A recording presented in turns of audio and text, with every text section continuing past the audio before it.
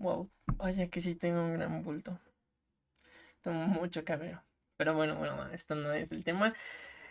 Hola a todos otra vez. Mi nombre es Diego Juárez Saucedo y nos vemos nuevamente. Y esta vez vamos a tratar un tema bastante interesante, perteneciente más a la rama de la estadística, el cual es el coeficiente de correlación de Pearson. Y bueno, este tema en general es muy corto y es muy fácil de entender, solo que conlleva entender muchos temas, pues para aplicar de manera correcta el coeficiente de correlación de Pearson. Entonces vamos a tratar aquí estos criterios. No, hay algunos que no los vamos a profundizar tanto, pues para esto vamos a hacer videos específicos para dichos temas, ya que pues son bastantes largos por sí solos, ¿no? Entonces, pues bueno, pues vamos a comenzar y espero les guste este nuevo video. Disponible entre tú y yo, nunca caduca la fecha. Y bueno, hola otra vez. Ya estamos aquí, pero pues bueno, ya pasamos ahora sí a lo bueno, al código. Pero antes de eso, obviamente tenemos que entender lo importante, ¿no? La base de este video, qué es el coeficiente de correlación de Pearson, ¿no? Porque solo lo mencioné, pero no dije qué es. Ok, bueno. Es un método de la estadística paramétrica. Bueno, la estadística paramétrica es una rama de la estadística la cual se basa en hacer ciertas suposiciones.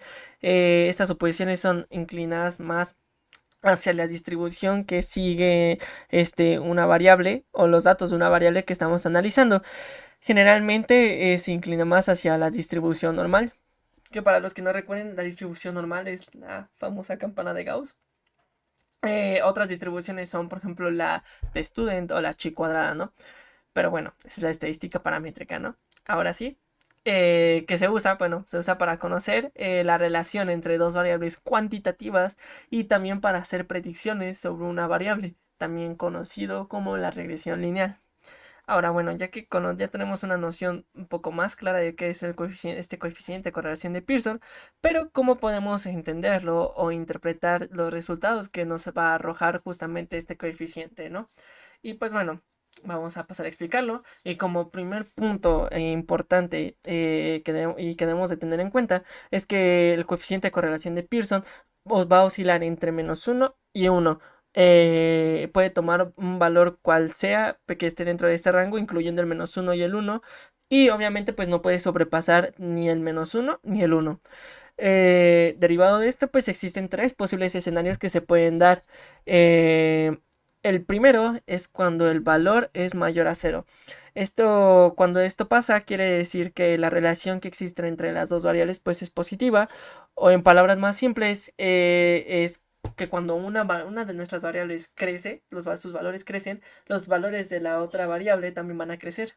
Entonces, bueno, cuando el valor esté más cerca de 1, pues quiere decir que la relación que hay entre ambas variables pues va a ser mucho más grande, ¿no? Va a ser mayor. Y un valor exactamente de 1 quiere decir que hay entre las dos variables hay una relación lineal positiva perfecta. El segundo escenario, pues es el caso contrario, ¿no? Cuando el valor es menor a cero, quiere decir que la relación que existe entre las dos variables, pues es negativa. Esto se da cuando los valores de una variable crecen, los valores de la otra variable van a decrecer. Entonces, pues bueno, ahora como pasaba en el anterior escenario, pues mientras el valor esté más cerca de -1, quiere decir que la relación invertida entre ambas variables, pues es mayor. Y un valor exactamente a -1 quiere decir que entre las dos variables hay una relación lineal negativa perfecta. Bueno, ejemplos de ambos escenarios es, por ejemplo, cuando de una relación positiva, de una relación lineal positiva, puede ser que, por ejemplo, en el medio ambiente, mientras haya una mayor quema de combustibles fósiles, pues bueno, mayor será la emisión de gases, que son, bueno, que producen el efecto invernadero, ¿no? Y un caso para el otro escenario, cuando es una relación lineal negativa, pues puede ser de un escalador. Es decir, cuando mientras el escalador va subiendo de altura en una montaña, pues la temperatura va bajando, ¿no? Entonces, pues bueno, son dos ejemplos como para que entiendan un poco mejor esto, que siento yo no es difícil. Y el último escenario que se puede dar dentro del coeficiente de correlación de Pearson es cuando el valor es igual a cero o muy cercano a cero. Esto indica que no hay una relación recuerden, lineal entre las dos variables. Entonces, bueno, esta imagen ejemplifica muy bien los tres escenarios. El primero es de una relación lineal positiva. Como ven, mientras los valores de una variable crecen, los valores los valores de la otra variable también van a crecer. Por eso es que van hacia arriba. Mientras que el segundo es la segunda imagen es del segundo escenario, que mientras los valores de una variable perdón, los valores de la otra variable van a decrecer, ¿no? Entonces va de picada. Y la tercera es del último escenario, que es cuando no hay una relación lineal, pues a simple vista, ¿no? Y pues como vemos, no hay ninguna, o sea, ni negativa ni positiva, ¿no? Entonces, bueno, es básicamente esto. Ahora pues vamos a pasar ahora sí con lo bueno, que pues es el código. Y pues bueno, ya estamos aquí en el código. Van a ver ciertos bloques de código que los voy a explicar muy por encima, ya que solo quiero centrarme en el tema que estamos tratando en este video, ¿no? Y pues bueno, el primer paso de todo esto es importar las librerías. Para este caso voy a ocupar NumPy, Pandas, Matplotlib y Seaborn. Matplotlib y Seaborn sirven básicamente para graficar datos. Pandas sirve para la manipulación de data frames, que un data frame básicamente es un tipo de dato en el cual vamos a guardar datasets, ¿no? Y NumPy pues para optimizar ciertos procesos, ¿no? Y por último, CSPy.stats, que CSPy es una librería también de Python, la cual contiene una cantidad muy grande de herramientas del mundo de la estadística, ¿no? Entonces, pues vamos a ocupar esas. Aquí mostramos el dataset que vamos a tratar, que se llama Students Performance. .csv. Este dataset se sacó de la plataforma de la página Kaggle, que también se va a dejar el link justamente de este dataset, que bueno, y para los que no conozcan Kaggle, muy por encima, es una página la cual contiene una cantidad muy grande de datasets de diferentes temas, ¿no? Incluso puedes hacer competencias, etcétera, ¿no? Entonces, bueno, en este caso vamos a ocupar uno de un dataset de estudiantes bastante interesante que, como podemos ver aquí, pues contiene un total de 8 variables.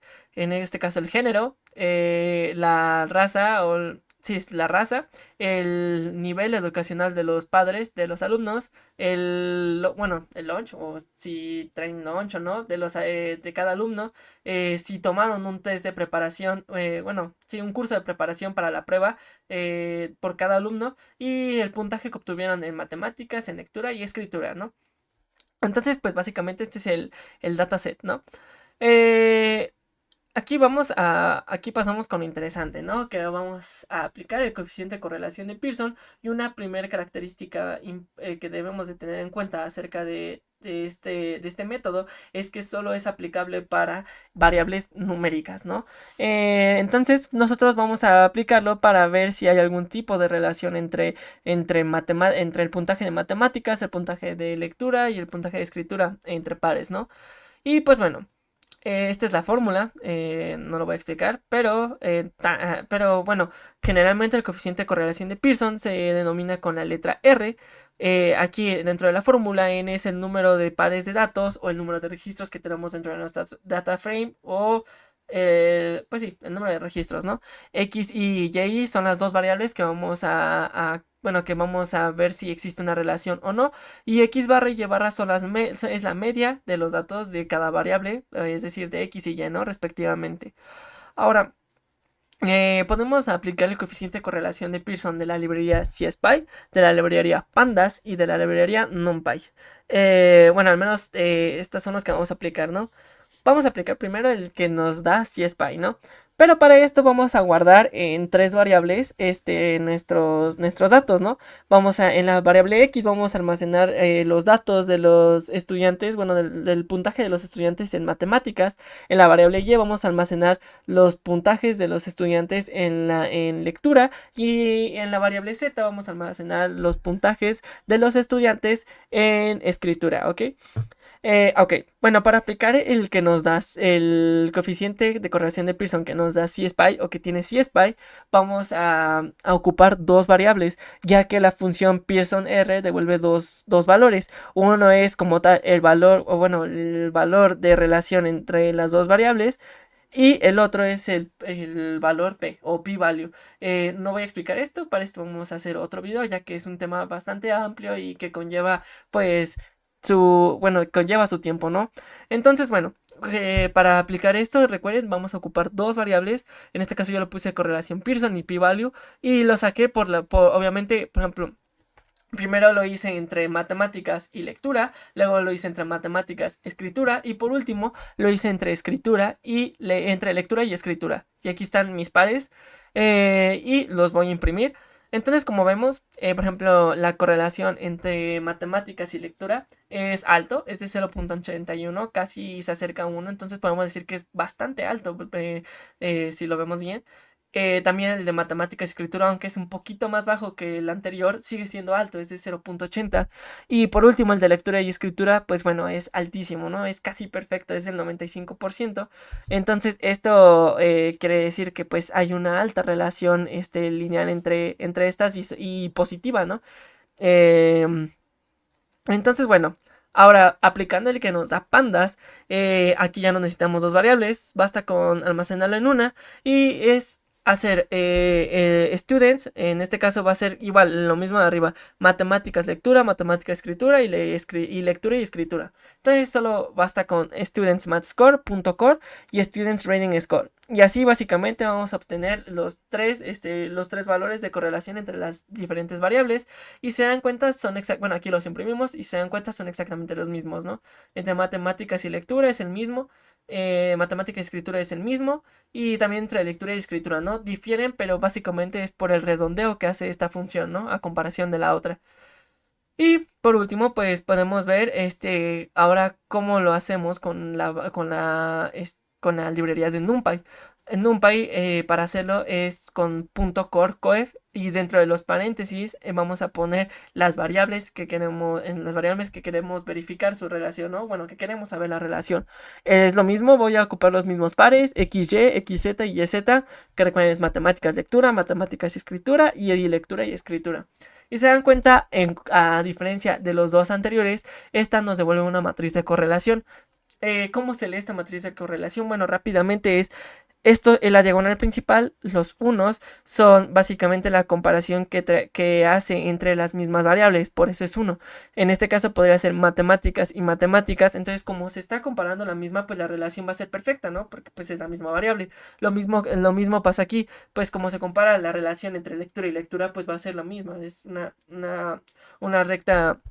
Bueno, va a ser positiva, ¿no? Porque se está comparando consigo misma.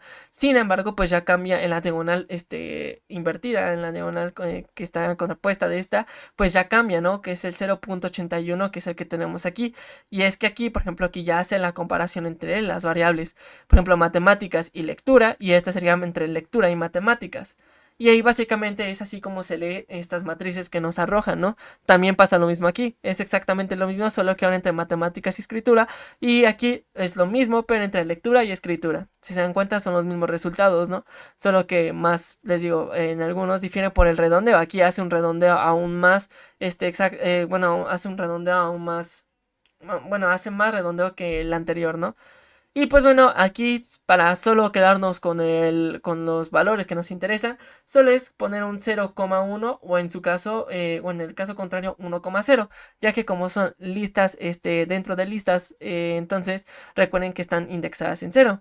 Entonces, por ejemplo, el 0 hace referencia a que va a entrar a esta primera lista y el 1 hace referencia a que va a entrar en la posición dentro de esa lista, va a agarrar la posición 1, que sería ¿ok?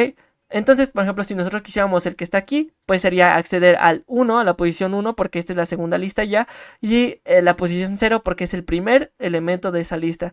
Entonces, pues bueno, si es 0, 1 o 1, 0, cualquiera de esos dos.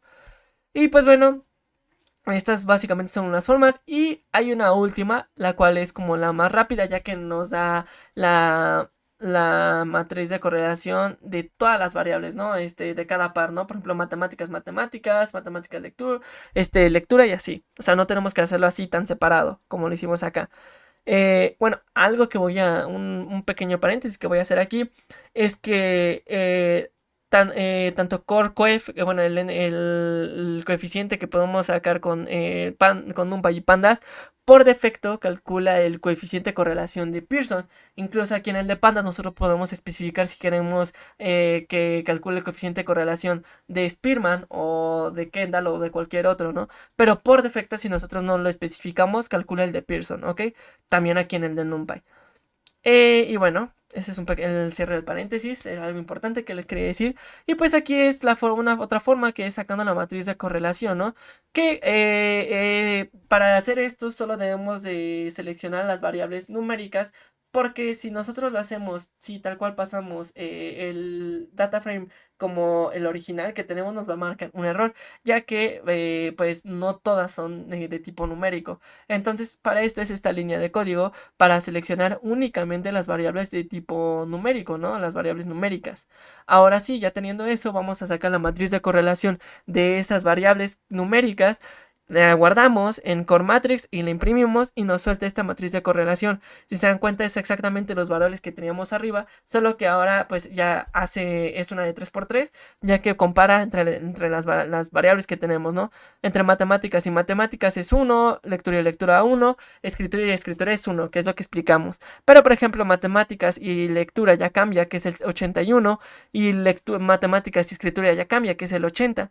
En lectura y matemáticas es de 81 y en lectura y escritura 95. Y así la última línea. Entonces, pues bueno, aquí ya tenemos una forma más amplia de ver ya todas estas relaciones. Bueno, las relaciones que nos da según el coeficiente de correlación de Pearson de entre cada par de variables, ¿no?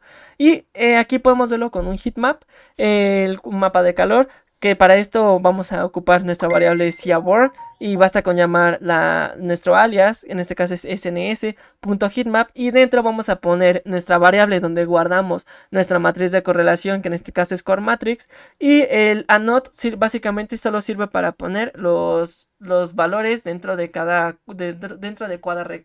recuadro, ¿no? Si nosotros quitamos ese anode, solo nos va a mostrar el gráfico con los colores, sin ningún número adentro, ¿no? Y pues bueno, esta paleta de colores hace referencia como al nivel de relación que tiene, ¿no?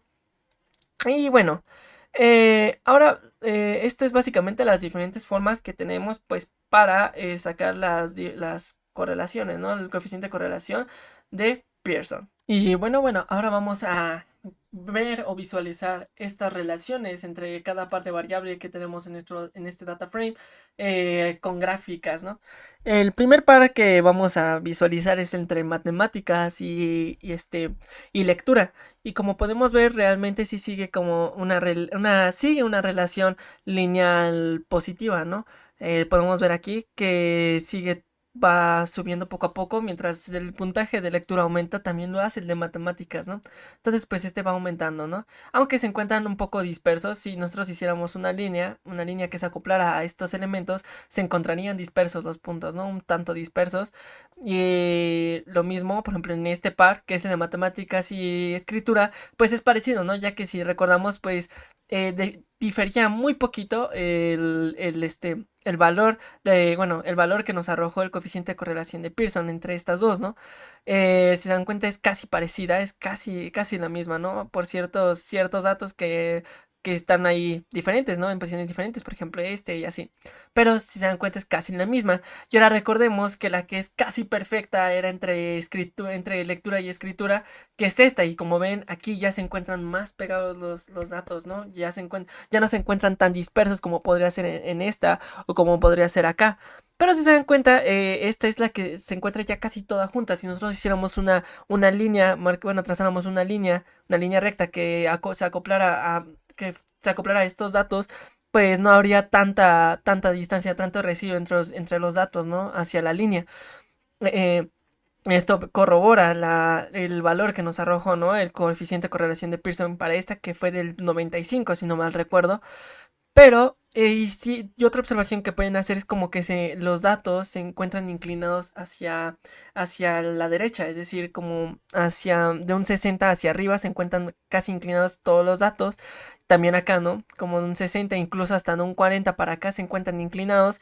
Más que menor a 40, pues hay muy pocos datos que se encuentran ahí, ¿no? Entonces, pues bueno, esto es una visualización de justamente, pues, estas variables, ¿no? Cómo se ven, ¿no? Cómo podrían verse, para que se entienda un poco, pues, un poco mejor.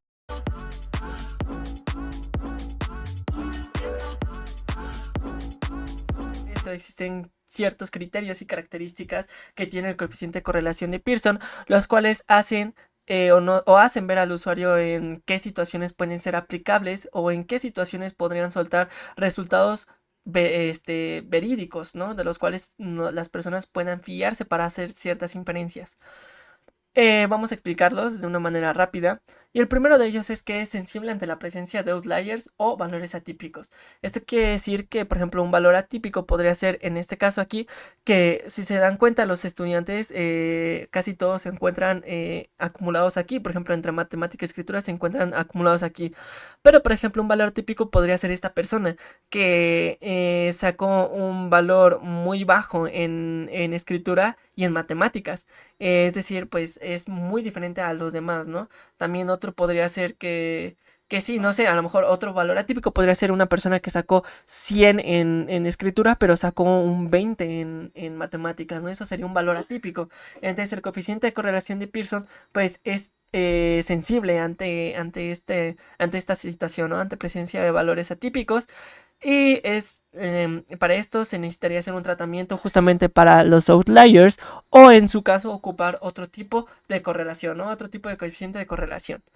También esto es en general para los métodos paramétricos, los que, por ejemplo, que son más útiles o tienen mejores resultados en muestras más grandes. Por ejemplo, el coeficiente de correlación de Pearson va a tener mejores resultados en muestras más grandes. Para muestras más pequeñas los resultados van a ser pues muy los resultados van a ser raros. Entonces, pues no nos deberíamos de fiar si aplicamos el coeficiente de correlación de Pearson en una muestra muy pequeña. El tercero, lo voy a explicar un poco más a detalle, ya que siento que es algo importante y que les debe quedar un poco claro, ya que tiene que ver con la distribución normal. Y esto quiere decir que debe de haber una normalidad en la distribución bivariante de las dos variables en análisis. ¿Qué quiere decir esto? Se escucha raro y sí es un poco raro. Entonces, para explicar esto, hice uso de histogramas y un coeficiente de asimetría. Para esto vamos a ocupar de la librería CSPy, vamos a ocupar la función skew. Skew calcula el coeficiente de asimetría de una variable que nosotros le proporcionemos. En este caso vamos a sacar el coeficiente de asimetría de las tres variables del puntaje de matemáticas, de lectura y escritura. Y asimismo vamos a graficar su histograma. Como vemos, el primer histograma es el de matemáticas y recordemos que la distribución normal es una campana, la campana de Gauss. Es muy parecida a esta, pero no es la distribución normal. Esta no sigue una distribución normal, ya que si nos damos cuenta, los datos se encuentran mayormente acumulados en la parte derecha de la distribución. Entonces, una característica de la distribución normal es de que su coeficiente de asimetría es cero, ya que es totalmente simétrica, ¿no? O es muy cercano a cero, muy cercano a cero. Y en este caso no. Nosotros si imprimimos aquí el coeficiente de asimetría de la variable matemática y se dan cuenta, pues es de menos 0.27, ¿no?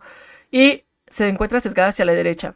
No, yo hice esta función, la cual es para determinar la dirección del sesgo y básicamente sigue esta regla, la cual es que si el coeficiente de asimetría es mayor que 0, quiere decir que nuestra distribución se encuentra sesgada hacia la izquierda.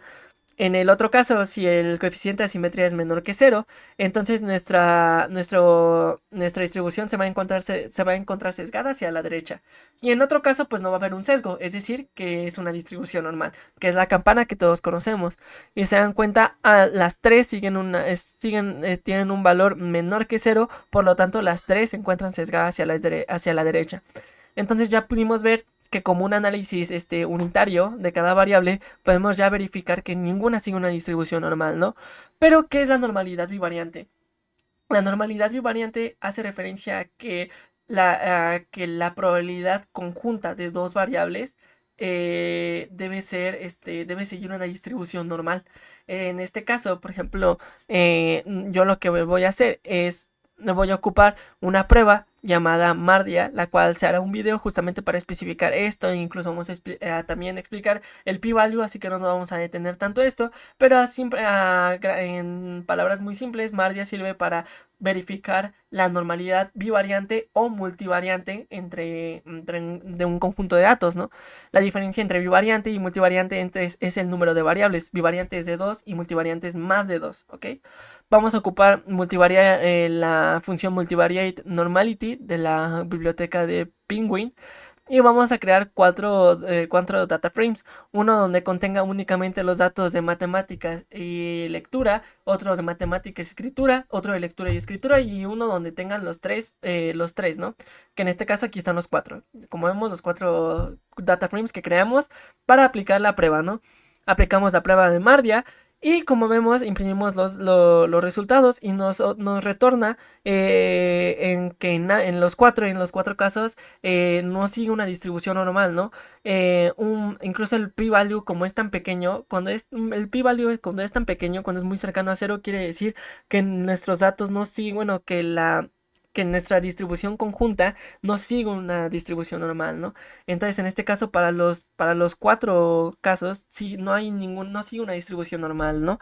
Entonces, podemos ver que esta condición no se cumple. Por lo tanto, debemos de hacer uso de otro tipo de coeficiente de correlación de tipo no paramétrico, ya que recordemos que en este caso el coeficiente de correlación de Pearson, al ser paramétrico, supone que hay una normalidad en los datos, que siguen una distribución normal nuestros datos, que entonces pues al verificar que realmente no es así, debemos de ocupar uno de tipo no paramétrico, como podría ser el coeficiente de correlación de Spearman o de Kendall, que los veremos más adelante. También otra sería que este coeficiente supone la linealidad de las dos variables, ¿no? Que sí hay una linealidad entre los dos pares de variables que estamos comparando, ¿no? Otra es que esta es importante y quiero explicarlas porque esta aplica para cualquier coeficiente, el cual es la correlación no es lo mismo que afirmar que existe causalidad. ¿A qué hace referencia esto? Bueno, como recordamos, nosotros estas tres variables no son las únicas que están en juego, ¿no? También tenemos si tomaron un test de preparación, bueno, un curso de preparación, si llevaban lunch, el nivel educacional de sus padres, su raza y su género, etcétera, ¿no?